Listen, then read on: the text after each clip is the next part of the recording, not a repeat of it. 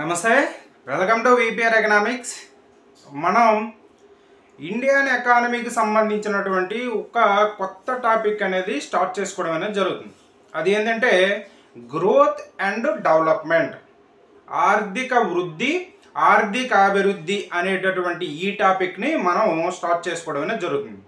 ఎందుకోసం అంటే మీకు ఇది చెప్పడానికి ముందు మనం ఒక విషయాన్ని మాట్లాడుకుందాం. మనకి ఈ గ్రూప్ 2 అనేది వాయిదా పడుతుందా లేదా అనేది మనకి కొంత సంకోచం అనేది ఉంది. పడవచ్చు, పడకపోవచ్చు, అది ఎవరమే ఏం చెప్పలేము. కాకపోతే ఈ యూట్యూబ్లో కొన్ని ఇన్స్టిట్యూట్ల వాళ్ళు కొంత వాళ్ళ అభిప్రాయాన్ని వాళ్ళు చెప్తూ ఉన్నారు. సో అది అక్కడికి విడిచిపెట్టండి. ఫస్ట్ విషయం ఏంటంటే, ఒకవేళ వాయిదా పడింది అంటే ఏం జరుగుతుంది, పడకపోతే ఏం జరుగుతుందని చూద్దాం. ఒకవేళ వాయిదా పడిందే అనుకోండి, ఇప్పటి వరకు మనకి ఉన్నటువంటి ఈ 4 సబ్జెక్టుల్లో AP history, polity, economy, science and technology, వీటిలో చూసుకుంటే మీకు ఏపీ హిస్టరీ, పాలిటీ పరంగా మీకు ఎటువంటి ఇబ్బంది లేదు. అదేవిధంగా సైన్స్ అండ్ టెక్నాలజీ పరంగా కూడా ఎటువంటి ఇబ్బంది లేదు. అంటే వాయిదా పడకుండా అనుకున్న టైంకి ఎగ్జామ్ జరిగితే, అదేవిధంగా ఎకానమీ పరంగా కూడా మీకు ఇబ్బంది అనేది ఏమీ లేదు. కానీ ఇక్కడ ఒకే ఇబ్బంది ఉంది. ఏంటంటే, ఒకవేళ ఎగ్జామ్కు ఒక నెల ముందు ఈ ఆర్థిక సర్వే బడ్జెట్లు కానీ వచ్చాయి అంటే ఏం జరుగుతుందంటే, మనం గతంలో చదివిన ఈ ఆర్థిక సర్వే బడ్జెట్ని బేస్ చేసుకొని మనం చదివినటువంటి డేటా అంతా కూడా ఉపయోగం ఉండదు. సో కొత్త డేటాని మనం చదవాల్సి ఉంటుంది. అయితే ఈసారి మనకి ఒకవేళ వాయిదా పడిందే అనుకోండి, వాయిదా పడితే కూడా మీరు ఆల్రెడీ ఎన్నో కోచింగ్ సెంటర్లో తీసుకున్నటువంటి ఎకానమీకి సంబంధించి మిగతా సబ్జెక్టుల గురించి ఇబ్బంది అయితే లేదు. సో సైన్స్ అండ్ టెక్నాలజీ కూడా డేటా అనేది మారుతుంది, కానీ ఎకానమీ అంత కాదు. సో మీరు ఈ 3 సబ్జెక్టులు గట్టిగా చదివేయండి. సో ఎకానమీ పరంగా ఇప్పుడు ప్రతి ఒక్కరికి కూడా డౌట్ ఉన్నటువంటి అంశం ఎకానమీ పరంగానే డౌట్ ఉంది. సో ఈసారి జాబ్ డిసైడ్ చేసేది కూడా ఎకానమీ సబ్జెక్టే. ఎందుకోసం అంటే ఈ ఎలక్షన్ వలన మనకి ఈ ఎకానమీ అనేది ఏది చదవాలి, ఎప్పుడు చదవాలి, ఏంది అనేది ఒక క్లారిటీ అనేది ఇప్పటికీ లేదు. సో మనకి నెక్స్ట్ బడ్జెట్ ఆర్థిక సర్వే వస్తుందా రాదా, లేదు వాయిదా పడుతుందా పడదా అనేటటువంటి సందిగ్ధంలో మనం ఉన్నాం. కాబట్టి ఈ ఎకానమీ పరంగా మీరు ఏం చేయాలని చెప్తాను. నెక్స్ట్ ఏంటంటే, మిగతా 3 సబ్జెక్టులు మాత్రం బాగా ప్రిపేర్ అవ్వండి. ఈ ఎకానమీ పరంగా మీరు ఎటువంటి డౌట్స్ కానీ అంటే ఎటువంటి ఆలోచనలు కానీ పెట్టుకోకుండా మిగతా వాటిని ప్రిపేర్ అవ్వండి. ఈ ఎకానమీ పరంగా ఏంటంటే, మనకి ఈ మంత్ ఎండింగ్కి ఒక క్లారిటీ అనేది వచ్చేయచ్చు. ఎందుకోసం అంటే వాయిదా పడుతుందా లేదనేది ఒక క్లారిటీ రావచ్చు. అదేవిధంగా ఆర్థిక సర్వే బడ్జెట్ ఈ వైట్ పేపర్స్ అని రిలీజ్ చేస్తారా లేదనేది ఒక క్లారిటీ అనేది వస్తుంది. సో అప్పటి వరకు ఏంటంటే ఇండియన్ ఎకానమీ పైన ఎక్కువగా ఫోకస్ చేయండి. ఎందుకంటే ఇండియన్ ఎకానమీలో స్టాటిక్ పార్ట్ అనేది ఎక్కువగా ఉంటుంది. సో ఏపీ ఎకానమీలో స్టాటిక్ పార్ట్ తక్కువ, మనం డేటాతో పాటుగా దాన్ని చదవాల్సినటువంటి అంశాలు అనేవి ఎక్కువ ఉంటాయి. కాబట్టి ఏపీ ఎకానమీ పైన ఫోకస్ అనేది కొద్దిగా తగ్గించి మనకి ఇది క్లారిటీ వచ్చిన తర్వాత దానిపైన ఫోకస్ అనేది పెట్టండి. ఇండియన్ ఎకానమీ మాత్రం బాగా చదువుకోండి. ఇండియన్ ఎకానమీలో కూడా కొన్ని మనకి ఆర్థిక సర్వే బడ్జెట్ కరెంట్ దీంతో సంబంధం లేనటువంటి అంశాలు ఉన్నాయి. మనకి ప్రణాళికలు ఉన్నాయి. ప్రణాళికలు బాగా చదువుకోండి. ఎన్నో కొన్ని మార్కులు దాని నుంచి వచ్చేటువంటి అవకాశం ఉంది కదా. సో అలాగే జాతీయ ఆదాయం గురించి కూడా మీకు చెప్పాను. ఈ జాతీయ ఆదాయం అనేది కూడా మనకి రీసెంట్గా ఇచ్చినటువంటి జాతీయ ఆదాయ అంచనాలే మనకి సర్వేలో కూడా వస్తాయి. సో అది కూడా మనం చదివేసుకోవచ్చు, ఇబ్బంది అయితే లేదు. ద్రవ్యోల్బణం కూడా చదివేసుకోవచ్చు. ద్రవ్యోల్బణం అనేది సంబంధించి ప్రతి నెల దీనికి సంబంధించిన డేటా అనేది వస్తుంది. కాబట్టి మన ఎగ్జామ్ ముందు ఏది ఉంటే అది చదివేసుకుంటాం. ఇలా మనకి ఇచ్చినటువంటి టాపిక్లో ఏవైతే మనకి అనుకూలంగా కొంత ఉంటాయో వాటిని మనం చదివేసుకోవచ్చు. ఇండియన్ ఎకానమీ పరంగా మీకు కొంత ఇబ్బంది అనేది లేదు. ఏపీ ఎకానమీ పరంగానే ఇబ్బంది అనేది ఉంది. కాబట్టి ఏపీ ఎకానమీ ఈ 10 రోజులు కొంత దానిపైన ఫోకస్ తగ్గించి ఇండియన్ ఎకానమీ పైన ఎక్కువగా పెట్టండి. సో ఇది మనకి ఎకానమీ పరంగానే మనకి కన్ఫ్యూజ్ అనేది ప్రస్తుతం అందరు అభ్యర్థుల్లో కూడా, యాస్పిరెంట్స్ అందరిలో కూడా ఉన్నటువంటి అంశం ఎకానమీయే. సో ఎకానమీ ఈసారి ఖచ్చితంగా మనకి జాబ్ డిసైడింగ్ సబ్జెక్ట్. ఎందుకోసం అంటే మనకి సైన్స్ అండ్ టెక్నాలజీ కూడా, కానీ దాంతో పోల్చుకుంటే దీంట్లో చేంజెస్ అనేది ఎక్కువ ఉన్నాయి. ఎందుకోసం అంటే ఈ ఎలక్షన్ ఎఫెక్ట్ అనేది దీని మీద ఖచ్చితంగా ఉంది. మనకి ఇప్పుడు వచ్చేటటువంటి మనం ఆల్రెడీ మీరందరూ కూడా కోచింగ్ సెంటర్లు కావచ్చు, ఏ బుక్స్ కావచ్చు, ఏం తీసుకున్నా గత ఆర్థిక సర్వే బడ్జెట్ల ఆధారంగానే ఆ బుక్స్ కానీ వాళ్ళు చెప్పే అంశాలు కానీ ఉంటాయి. ఇప్పుడు కొత్త అంశాలు వచ్చాయంటే వాళ్ళు చెప్పిందంటే వృధా, మళ్ళీ కొత్త మనం నేర్చుకోవాలి. సో అప్పుడు మీ కోచింగ్లో అందుబాటులో ఉండవు, ఎవరు చెప్పేవాడు కూడా మీకు అందుబాటులో ఉండు, మీ అవగాహన, మీ ఇంట్రెస్ట్, మీ దాన్ని బట్టి మీరు నేర్చుకుంటారు. సో కాబట్టి ఇండియన్ ఎకానమీ పైన ఎక్కువగా ఫోకస్ చేయండి. ఆ తర్వాత దీనిపైన కొంత క్లారిటీ వచ్చే దగ్గరలో ఏపీ ఎకానమీ పైన ఫోకస్ చేయండి. అందుకోసమనే నేను కూడా ఈ మంత్ ఎండింగ్ వరకు ఇంకా ఏపీ ఎకానమీ క్లాసులు అనేవి మీకు అప్లోడ్ చేయను. ఈ 10 రోజులు మనకి ఇండియన్ ఎకానమీ క్లాసులు మాత్రమే మీకు అప్లోడ్ అనేది చేస్తాను. అందుకోసమనే ఈ బడ్జెట్ సర్వేలతో సంబంధం లేనటువంటి, అదేవిధంగా మనకి టీఎస్పీఎస్కి ఏపీపీఎస్ ఇద్దరికి కూడా ఈ టాపిక్ అనేది ఉంది కాబట్టి అందుకోసమని ఈ టాపిక్ని సెలెక్ట్ చేసుకుని మీకు చెప్పడం అనేది జరుగుతుంది.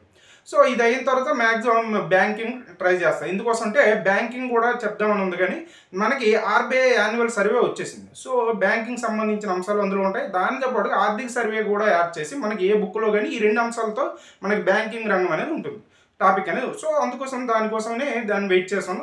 ఇది అయ్యాక ఆ టాపిక్ అనేది మొదలు పెడతాం. ప్రస్తుతం మనం ఈ విషయంలో ఈ వీడియోలో ఈ ఆర్థిక వృద్ధి, ఆర్థిక అభివృద్ధి అనేటటువంటి అంశాలకు సంబంధించినటువంటి ఒక బేసిక్ పరిచయం గురించి, ఇంట్రడక్షన్ గురించి మాత్రమే మనం నేర్చుకోవడం అనేది జరుగుతుంది. అయితే మనకి ఈ ఆర్థిక వృద్ధి, ఆర్థిక అభివృద్ధి అనేటటువంటి అంశాలని మనం పర్యాయ పదాలుగా వాడుతాము. మనకి పరిచయం కానీ మనం చూసుకున్నట్లయితే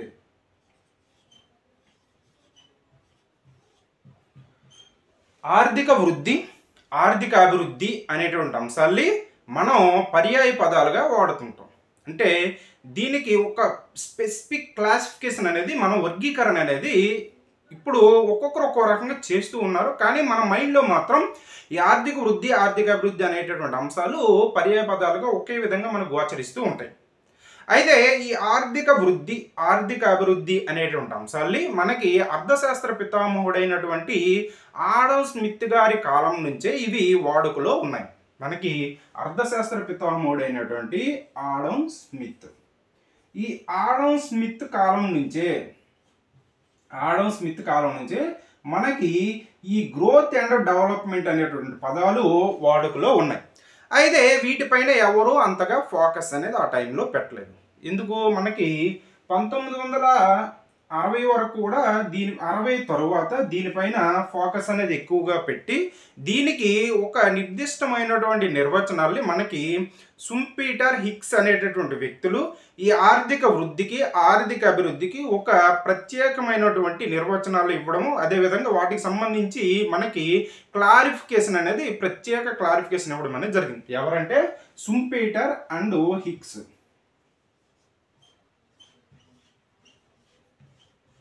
సుంపీటర్ అండ్ హిక్స్, జేఆర్ హిక్స్ అనేటటువంటి ఆర్థికవేత్తలు వీటిని ఒక పక్కాగా క్లారిఫికేషన్ ఇచ్చి మనకి ఒక ఐడియా అనేది తీసుకురావడం అనేది జరిగింది. అయితే ఇది ఈ ఆర్థిక వృద్ధి, ఆర్థిక గ్రోత్ అండ్ డెవలప్మెంట్ అనేటువంటి పదాలు ఆడమ్ స్మిత్ కాలం నుంచే మనకి వాడుకలో ఉన్నప్పటికీ వీటిపైన అంతగా ఫోకస్ అనేది పెట్టలేదు. అయితే మనకి 2వ ప్రపంచ యుద్ధం చివరకు వచ్చేటప్పటికి మనకి ఎప్పుడు 1939-45 మధ్యలో జరిగిన ఈ 2వ ప్రపంచ యుద్ధం చివరకు వచ్చేటప్పటికి మనకి ప్రపంచంలో ఉన్నటువంటి దేశాలన్నీ కూడా కొన్ని స్వాతంత్రం పొంది, కొన్ని డెవలప్మెంట్ దేశాలుగా, కొన్ని 3వ ప్రపంచ దేశాలుగా అవతరించడం అనేది జరిగింది. సో దాంతో ఈ దేశాల మధ్య వేరియేషన్ అనేది మనకు కనబడుతుంది. సో ఏ దేశంలో ఉన్నటువంటి పరిస్థితులు ఏంది, దేన్ని ఆర్థిక వృద్ధి అంటారు, దేన్ని ఆర్థిక అభివృద్ధి అంటారు అనేటువంటి అంశాల్లో ఈ అర్థశాస్త్రవేత్తలు ఫోకస్ అనేది పెరగడం అనేది జరిగింది. ఆ విధంగా మనకి 1960కి వచ్చేటప్పటికి సుంపీటర్ హిక్స్ అనేటటువంటి ఆర్థికవేత్తలు వీటిని ఆర్థిక వృద్ధిని, ఆర్థిక అభివృద్ధిని మనకి క్లాసిఫికేషన్ చేయడం అనేది జరిగింది. అయితే ఇది ఆర్థిక వృద్ధి ముందు జరుగుతుందా, ఆర్థిక అభివృద్ధి ముందు జరుగుతుందా అని చెప్పడం కష్టం. ఎందుకోసం అంటే మనకి ఇది ఎలా ఉంటుందంటే కోడి ముందా గుడ్డు ముందా అన్నట్టు ఉంటుంది. అలాగే మనం ఏమనుకుంటామంటే అదేవిధంగా ఆర్థిక అభివృద్ధిలో ఆర్థిక వృద్ధి అనేది ఉంటుంది, కానీ ఆర్థిక వృద్ధిలో ఆర్థిక అభివృద్ధి అనేది ఉండదు. అంటే మనం జనరల్గా చెప్తుంటాం ఉమెన్లో మెన్ ఉన్నాడు కానీ మెన్లో ఉమెన్ లేడని చెప్తుంటాం. సో అలాగే ఈ ఆర్థిక అభివృద్ధిలో ఆర్థిక వృద్ధి అనేది ఉంటుంది. అంటే ఆర్థిక అభివృద్ధికి ఆర్థిక వృద్ధి అనేది ఒక సాధనం మాత్రమే, ఒక అంశం మాత్రమే, ఒక సోపానం మాత్రమే. అంటే ఇప్పుడు నీ దగ్గర డబ్బులు అనేవి పెరిగాయి అనుకోండి, ఆ డబ్బులతో నువ్వు నీకు కావాల్సినవన్నీ సమకూర్చుకోగలవు. అదే డబ్బులు లేవనుకో ఏం జరుగుతుంది, నీ దగ్గర ఉన్నట్టు నువ్వు కావాలనుకుని పొందలేవు. అలాగే ఈ ఆర్థిక అభివృద్ధి ఏంటంటే నీ దగ్గర డబ్బులు ఉండాలి, వాటితో పాటుగా నువ్వు ఇతర అంశాల్లో కూడా కొనుక్కొని నీకు నచ్చినవన్నీ చేసుకుంటూ ఉండాలి. దాన్ని ఆర్థిక అభివృద్ధి అంటాం. సో ఆర్థిక వృద్ధి అంటే నీ దగ్గర డబ్బులు మాత్రమే పెరగడం, డబ్బులు మాత్రమే పెరుగుతూ ఉంటే దాన్ని ఆర్థిక అభివృద్ధి అని అంటాం. ఆర్థిక వృద్ధి అని అంటాం. అదేవిధంగా మనుషులతో పోల్చుకుంటే ఒకడు బాగా లావుగా బలిచేశాడు, కానీ ఆడికి మానసిక వృద్ధి అనేది లేదు. సో అలా లేకపోతే దాన్ని ఆర్థిక అభివృద్ధి అనం. అంటే దాన్ని ఆర్థిక వృద్ధి అంటాం. అంటే మనిషి లావుగా బాగా ఒళ్ళు చేసేడు దాన్ని ఆర్థిక వృద్ధితో పోల్చుకుంటే వాడు మనిషి లావు అవడంతో పాటుగా వాడు మానసికంగా కూడా మంచి తెలివితేటలు, మంచి నడవడిక, లేదంటే మంచి వాడికి నచ్చినటువంటి అంశాలన్నింటిలో కూడా వాడి ప్రాధాన్యత సంపాదించితే దాన్ని ఆర్థిక అభివృద్ధిగా చెప్తాం. ఇలా మనకి ఈ ఆర్థిక అభివృద్ధి, ఆర్థిక వృద్ధి అనేటువంటి అంశాల్ని మనం పర్యాయ పదాలుగా ఉపయోగించడం అనేది జరుగుతుంది. అయితే మనకి ఈ క్లాసిఫికేషన్ పరంగా చూసుకున్నట్టుగైతే ఆర్థిక వృద్ధి, ఆర్థిక అభివృద్ధి యొక్క నిర్వచన అంటే వాటికి సంబంధించిన నిర్వచనాలు మొదలగునవి కానీ మనం చూసుకున్నట్టుగైతే ఆర్థిక వృద్ధి పరిచయం కానీ మనం చూసుకున్నట్టుగైతే ఆర్థిక వృద్ధి ఈ ఆర్థిక వృద్ధి అంటే ఏంటంటే ఒక దేశంలో వస్తు సేవల ఉత్పత్తిలో వచ్చేటటువంటి పరిమాణాత్మక పెరుగుదలనే ఆర్థిక వృద్ధి అంటారు. ఒక దేశంలో వస్తు సేవల ఉత్పత్తిలో వచ్చేటటువంటి పరిమాణాత్మక పెరుగుదలనే ఆర్థిక వృద్ధి అంటారు. ఈ వస్తు సేవల ఉత్పత్తిలో వచ్చే పరిమాణాత్మక పెరుగుదలను మనం ఏమంటాం, జాతీయ ఆదాయం అంటాం. సో జాతీయ ఆదాయంలో పెరుగుదలని మనం ఆర్థిక వృద్ధిగా చెబుతాము. జాతీయ ఆదాయంలో పెరుగుదలనే మనం ఆర్థిక వృద్ధిగా చెప్తాం. అంటే ఇది పరిమాణాత్మకది. మనం జాతీయ ఆదాయం ఎలా ఒక సంవత్సర కాలంలో జరిగినటువంటి వస్తు సేవల అంతిమ వస్తు సేవల యొక్క మార్కెట్ విలువను మన జాతీయ ఆదాయం ఒక సంవత్సరంలో జరిగిన పరిమాణాలు, ఒక పలానింత ఉత్పత్తి జరిగింది, ఇంత జాతీయ ఆదాయం వచ్చింది అని మనం ఒక పరిమాణంగా ఒక ఫిగర్గా చెప్పడం అనేది జరుగుతుంది. సో అలా చెప్పేటటువంటి దానిని ఆర్థిక వృద్ధి అంటారు. ఇది పరిమాణాత్మకమైనది. ఆర్థిక వృద్ధి ఎటువంటిది, పరిమాణాత్మకమైనది. పరిమాణాత్మకమైనది అంటే మనం ఒక నిర్ణీత సంఖ్యా రూపంలో దీన్ని చెప్పవచ్చు. దాని పరిమాణాన్ని బట్టి మనం చెప్తాం. ఆర్థిక వృద్ధి అంటే ఏంటంటే ఒక దేశంలో జరిగినటువంటి వస్తు సేవల యొక్క ఉత్పత్తిలో వచ్చేటటువంటి పెరుగుదలనే మనం ఆర్థిక వృద్ధిగా చెప్తాం. ఈ వస్తు సేవల ఉత్పత్తిలో వచ్చేటువంటి పెరుగుదల మనం ఏమంటాం, జాతీయ ఆదాయం అంటాం. దీన్ని మనం ఏ విధంగా లెక్కించవచ్చు, జీడిపిగా లెక్కించవచ్చు, అదేవిధంగా జిఎన్పిగా లెక్కించవచ్చు, అదేవిధంగా తలసరి ఆదాయంగా కూడా మనం లెక్కించవచ్చు. సో ఈ విధంగా ఒక దేశంలో పెరుగుదల జీడిపిలో వచ్చేటువంటి పెరుగుదలని, జిఎన్పిలో వచ్చేటువంటి తలసరి ఆదాయంలో వచ్చేటటువంటి పెరుగుదలని మనం ఆర్థిక వృద్ధిగా చెబుతాము. అయితే ఈ ఆర్థిక వృద్ధి ఎలా జరగాలనేది మనం కనుక చూసుకున్నట్టుగైతే మనకి దీర్ఘకాలంలో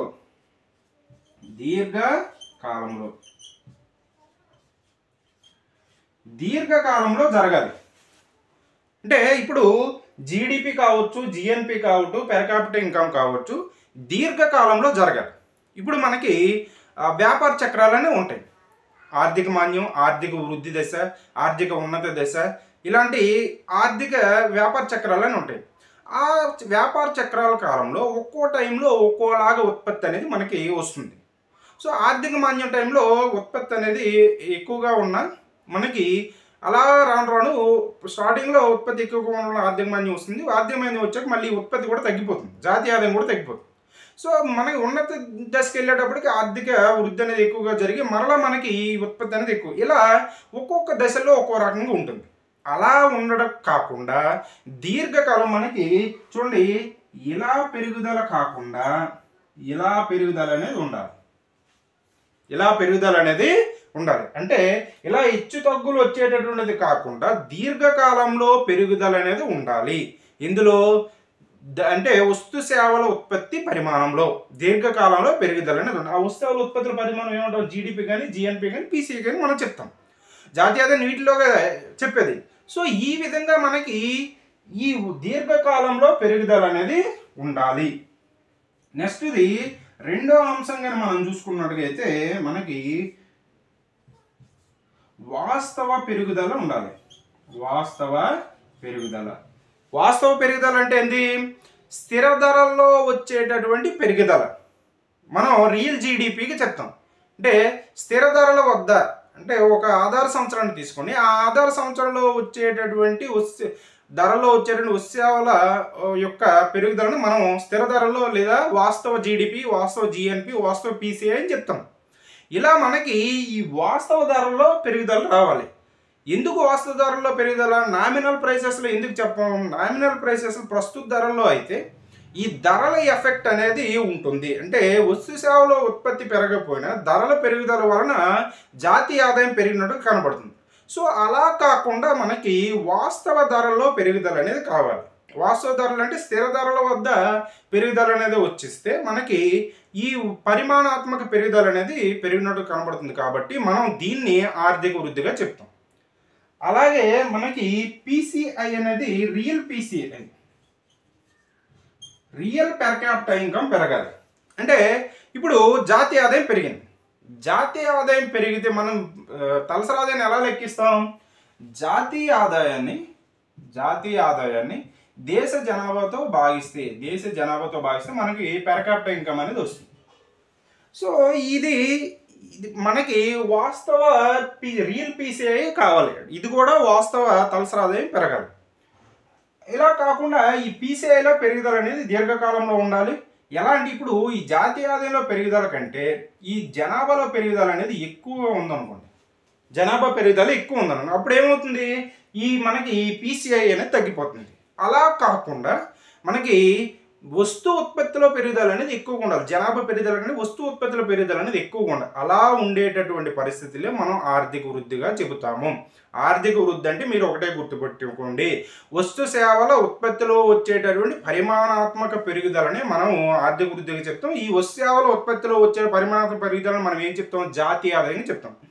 అదే జీడిపి కావచ్చు, జిఎన్పి కావచ్చు, పిసిఐ. వీటిల్లో వచ్చేటటువంటి పరిమాణాత్మక పెరుగుదలని మనం ఆర్థిక వృద్ధిగా చెప్పడం అనేది జరుగుతుంది. అయితే ఈ ఆర్థిక వృద్ధిని మనం కొలిచేటటువంటి కొన్ని సూచికలు కానీ మనం చూసుకున్నట్టుగైతే, ఆర్థిక వృద్ధిని కొలిచేటటువంటి సూచికలు కానీ మనం చూసుకున్నట్టుగైతే వీటిని కొలిచేటటువంటి సూచనలు కానీ మనం చూసుకున్నట్టుగైతే ఒకటి రియల్ జీడిపి, వాస్తవ స్థూల దేశీయ ఉత్పత్తి. అదేవిధంగా నామినల్ జీడిపి,